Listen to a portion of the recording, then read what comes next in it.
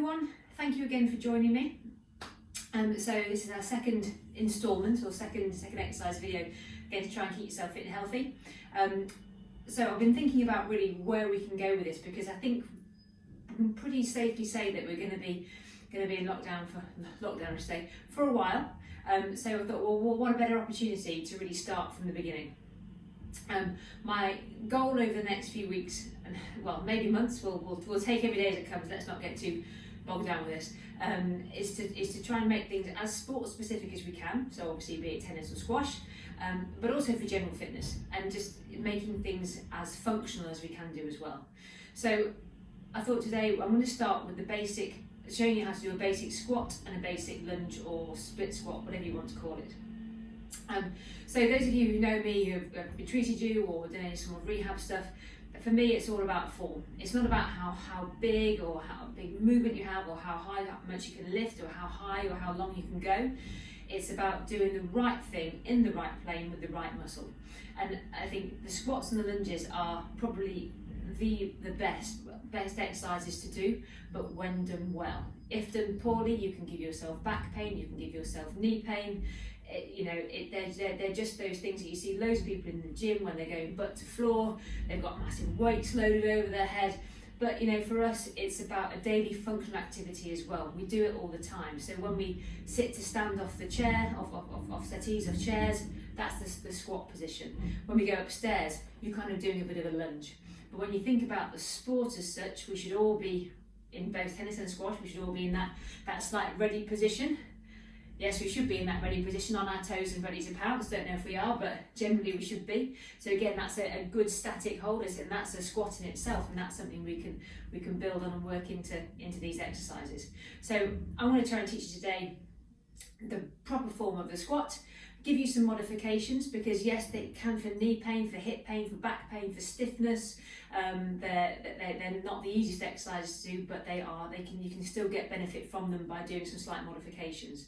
So for that reason, we'll need a towel, if you're not quite tight in the calves, to put under your heel, a chair, back of the chair. I've got a step, but anything was fine, and potentially a dumbbell weight just to help keep us that form. But that's all stuff we'll come to in a few moments' time.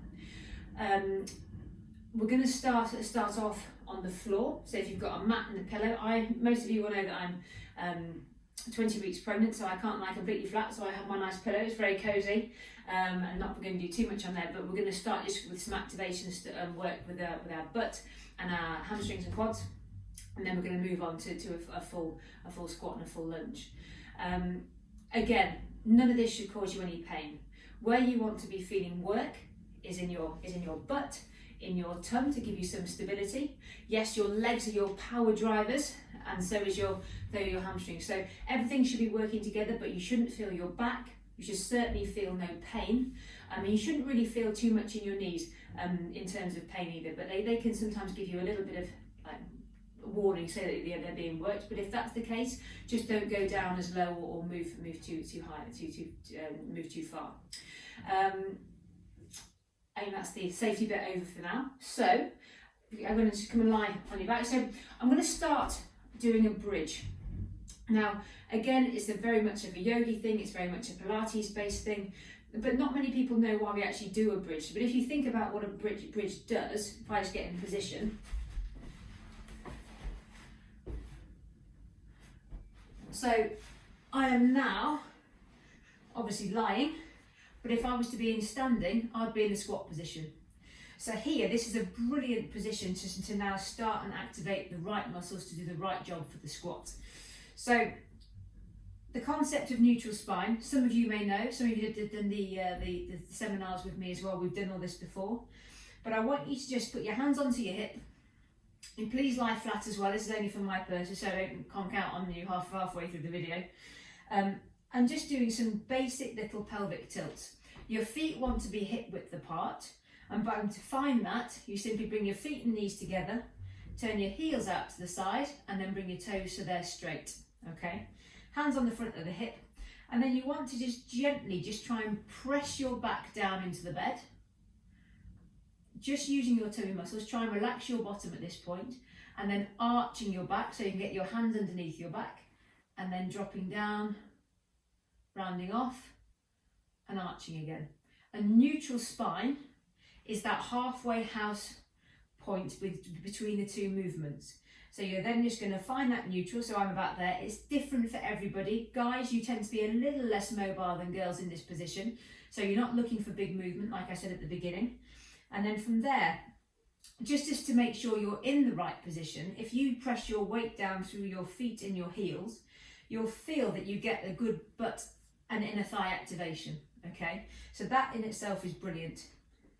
And then once you've found neutral, you're then going to lift up, press weight through feet and heels, engage that butt and tum, and then lift up into the bridge. Again, I'm only going to go here once to show you, and then coming back down, simply because I've been told I'm not allowed to do it. But essentially, if you can lift those hips a bit higher, so I can go to about there, just lifting off to here, pelvic tilt, pressing the hips down, engaging butt, lifting off, and slowly then coming down.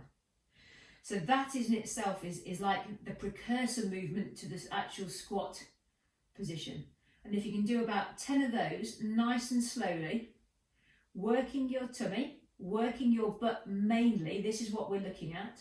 If you feel it working in your back, it simply means that you've lost that neutral position. So find neutral again, pressing down and then lifting up and holding. A few seconds and then slowly down. Okay, so that's the precursor to the squat. For a lunge, we're going to do a split leg bridge. So one leg goes a little bit further forward, it's probably about a foot length. Pelvic tilting there, and again the aim of the game for this is to keep your pelvic neutral. So you don't want to feel your hips rock, you shouldn't feel any movement there at all, keeping pelvic neutral. This is much harder than the actual with the feet together bridge, as a split squat is harder than a lunge to keep form. So again, the same thing, you're going to, this time, because my right leg is forward, my left leg is going to be doing most of the work. I want the right leg to be just that little bit relaxed. You're going to press to the floor, it's to find neutral again, engage, lift up just to about there, and then slowly back down again. Again, I'm not going to do too many of these because I've been told off not to. So you want, just to talk through it again, you've got split leg, right leg in front, left leg in that same position, pelvic tilting to find neutral, press weight down through your left foot and heel, and then lift up and rise. If you find that your hips are dropping, you engage that butt and lift up again, hold for a few seconds, and then slowly down. And again, this is focused around the tum and the butt area, okay? So 10 of those again to activate through these muscles will be brilliant.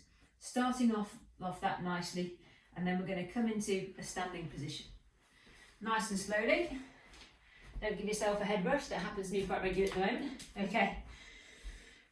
So we're now coming into standing. So we want to put that bridge position into the form of the squat. So rule of thumb of the squat is that your knees don't come over your ankles. So I'll stand sideways on for this one. So that when you squat forward, you don't sort of bend into it like this. That will cause you knee pain. That will simply cause you knee pain and you're kind of leaning backwards. You also want your knees to be coming over second and third toe, all right? So when you squat down, you want to keep that nice tracking, nice alignment, rather than going out the side, bow-legged, or dropping in, which girls tend to do a bit more of, guys tend to do a little bit more of that. But if you can keep that nice plane, going over second and third toe, you'll nail it, okay? Now, I was taught how to do a squat, basically, as if you're trying to lay an egg. When I thought, well, I've never tried to lay an egg, but we'll give it a shot, okay? So you want your feet and knees hip width apart again. Again, if you are like me and you've got a longer thigh bone compared to a shorter shin bone, in this position you will not be able to go very far without having to sort of stick your bum out or really just or compensate somewhere else. But the key to this, let's just try it in this position to start with. Hands can either be out in front, quite a nice position there, or they can just be down by your sides. You're going to come in here. So as if you're going to sit back into a chair or lay that egg, get the pelvic tilt on. So like we were doing in the bridge position, stick your butt back and just gently just roll your pelvis underneath you. And straight away that should kick in here, but keep your nice and tall into this frame. You don't lead through here. So many a time people come into this position and down, but if you can sit back, be nice and tall, and then push up, that is brilliant. And straight away, just by doing that little range of movement, my thighs are working, my hamstrings are working, my tummy is working, but my butt is working, okay? And that's because it's the right kind of form. Personally, I have to have a little bit of a wide leg squat because of my anatomy. So if I'm in this position, nice and tall, sitting down, butt back, I can go that a little bit further and coming through here. Okay, so it's the same thing, butt back, nice and tall, through there. If you need something to get, if you feel like your calves are quite tight and it's like I physically can't get any further, little trick of the trade. If you have something to put under your heels, like so, like a rolled up towel, maybe something longer if you want to be a bit wider, pull that to there, just to there, and then so you're in that sort of higher position, and straight away now I can go a little bit lower in that good squat position, so coming through and down. So that just gives you that little bit of more ability to get some freedom of movement within the hip and the knees without the ankles jamming and being tight. Okay. Another way to keep good form with that, if you feel that you are leaning forwards, is using a dumbbell as a bit of a pendulum. So we're here holding the dumbbell, and what you don't want is for that to come forwards. Okay, so if that leans forward, you want to keep it flush to your chest. So we're just coming down into this position, again squatting, butt back, oh there it goes, so I need to come back, and up, and that's where I go to without that leaning forwards. So there's different ways to be able to do a squat well. If you do suffer from knee pain, then I suggest you use the back of a chair. So for all intents, for my purpose here, I'm going to use a set of ladders. This is fine, this is really good. So obviously chair might be a little bit higher, but just holding on to that, so you've got that position, just dipping down and coming back up, dipping down and coming back up. You don't need to have a massive range of movement to get effect here. It's such a good exercise to do and very, very functional that you can modify it to suit you. And it really is just a brilliant, brilliant thing to do. So I'll put that back to there. So that's the basic way how to do a squat. Rule of thumb: knees going over second and third toe, so in this nice line. You're going to push your butt back, so as if you're laying an egg or sitting onto a chair, and you're keeping neutral, finding that position there. If you have tight calves, you're going to put something underneath your heels to give you that better range of movement. And if you've got a bit of knee pain, holding on something in front of you just to give you that bit of stability coming up and through. So there's lots of modifications that we can do there. Adding weight to this will obviously, so if you're training for power, then you'll need to have a little bit more load. But you must do a good 6 or so weeks minimum of doing body weight, of doing lower load stuff, so just maybe holding some dumbbells as you squat, before you start onto the power load stuff. And if you've got weights and things and barbells at home, I'm not a massive fan of them being behind your back, simply because if they're there, it pushes you forward straight away. So if you are to do that, then maybe have a lower load with arms in standing, so you can come down in that position there rather than be here and be there. It just protects your back, and it's just a much better functional exercise to be able to do as well. So that's the basic squat technique. For a lunge or split squat, it is pretty much exactly the same, apart from it's just that little bit harder because you've got a wider base of support. So fortunately, I've got checks on my carpet, so we can use that. We can use that as a little bit of a base. Now, the thing that people do when they squat is they kind of just almost like they're on a tightrope. So you can see that when I've come into that split squat position, you can see that my feet are really just quite close to each other.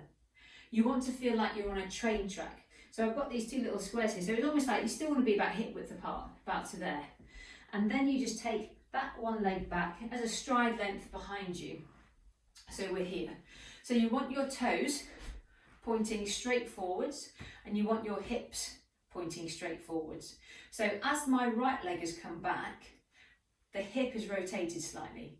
So you need to think about, not manhandling, but pulling this back with that core muscle. So you've got this pelvic tilt, and you've got this engagement through your tum and through your butt here. If you're twisted, you won't get that, and you won't get a good exercise and a good strength stability. So we're here, down and nice and tall again, and then the knee wants to just come straight down to the floor, and then we're going to come up and through there. So we're down and up.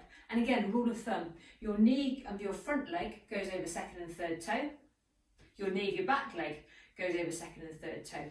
Tendency sometimes will be, if you're quite tight here, is to sort of let that knee drop out to the side, or your knees will drop in if you've got a little bit of weakness in your butt. So using the mirror, using a reverse iPad or something like that so you can see your position in your form, really, really important. And I'll show you from side on as well.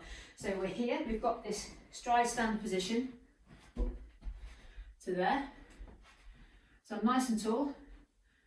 If my hip is that way, I'm going to pelvic tilt, I'm going to come forwards there, straight down, 90-degree angle, hip and knee, and then pushing up, down and up. And where you should feel that is both the front of the back knee. So if my left ribs is forward, so my right leg's forward and that back, you should feel it here, but you should be generating power, pushing through this right foot and heel there, on the front of the leg. So that's just a bit of a whistle stop tour really of how to do a squat and a split squat properly. Again, shouldn't have pain. It's a good old stretch as well, actually, doing the split squat. So we want you to go for form. I don't care if you go knee to floor, just get in that general little position. But if you think about the sport that we do, you're lunging all the time, so it's such a good exercise to do. Going forwards, backwards, side lunge, all that sort of stuff. And then in our next video, probably tomorrow, I'll be doing a squat circuit, and potentially then in the next couple of days we will be adding in some upper limb work as well, so we can balance out some of the upper body and lower body stuff, starting from basics. Again, if anybody's got anything else they want to add to this, or any ways of techniques of doing stuff, or how they can modify all their stuff they're doing at home, comments box, text me, call me, absolutely, all that sort of stuff. I'm more than happy to do some stuff like this, but it will be getting a bit more functional as we go through. I will be doing a few sort of 20-minute potentially cardio sessions, some strength sessions as well, but it's so important to get the basics right. If you can do the bridge well, if you can find that neutral position, that's all the stuff that we're going to be going through over the course of the next few weeks or so. So try it. If you've got any questions, like I say, then contact me, and looking forward to see you again tomorrow. Thank you for listening. Speak to you soon. Bye.